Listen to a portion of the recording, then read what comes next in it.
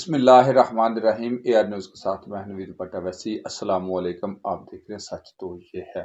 نظر کا مولا کائنات کا فرمانے علی شان ہے، کفر کی حکومت تو قائم رہ سکتی ہے لیکن ظالم کی نہیں۔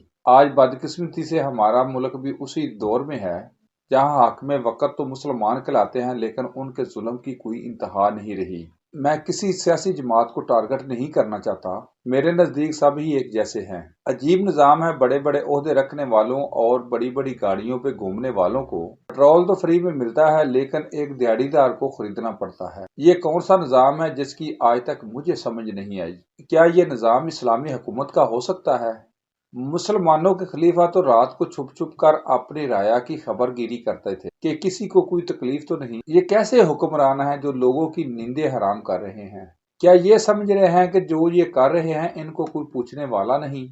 ناظرین کرام، ہم یورپ کی مثالیں تو بڑی دھڑلے سے دیتے ہیں کہ امریکہ کا 2 مرتبہ منتخب صدر ریٹائرمنٹ کے بعد ایک ریسٹورنٹ میں کام کر رہا ہے۔ ہم یہ بھی مثال دینے میں فخر محسوس کرتے ہیں کہ فلاں ملک کا صدر سائیکل پہ افس جا رہا ہے۔ ہم بڑے فخر سے افغانستان کی بھی مثال دیتے ہیں کہ افغانیوں نے دنیا کی سپر پاورز کو ناکو چنے چبوئے، لیکن ہم عملی طور پر کچھ نہیں کرتے۔ ہمارے بیانات اور ہمارے عمل میں تضاد ہی تضاد ہے۔ ہم یہ تو دعویٰ کرتے ہیں کہ پاکستان اسلام کا قلعہ ہے۔ 2023 کی جو PSL کی افتتاحی تقریب تھی وہاں تو ہمیں کوئی بھی اسلامی نظریات نہیں ملا، وہاں تو ایسے لگ رہا تھا کہ ہم یورپ کو بھی پیچھے چھوڑ رہے ہیں۔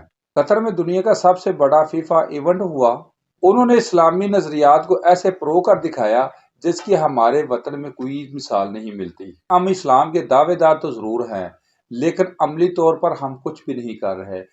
جن کو ہم کفار کہتے ہیں انہوں نے ہمارے اسلاف کی روایات کو اپنا کر آج دنیا میں سرخرو ہو رہے ہیں، جس کی مثال سوئٹزرلینڈ کی پارلیمنٹ کی ایک ممبر ہے، جس سے ایک صحافی نے سوال پوچھا کہ آپ بچے کو پارلیمنٹ لے کر کیوں آتی ہیں؟ آپ ایک نوکرانی رکھ لیں۔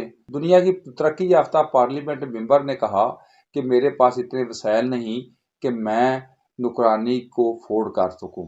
میں تو پارٹ ٹائم میں ایک بیکری میں جاب کرتی ہوں تاکہ میرے معاشی حالات ٹھیک ہو سکے۔ اسی لیے سوئٹزرلینڈ عظیم ریاستوں میں ایک ریاست ہے اور دوسری طرف ہمارے ملک کے بدقسمت پارلیمنٹ ممبران اور افسران ہیں، راتوں رات عوام کا خون چوس کر ارب پتی بن جاتے ہیں۔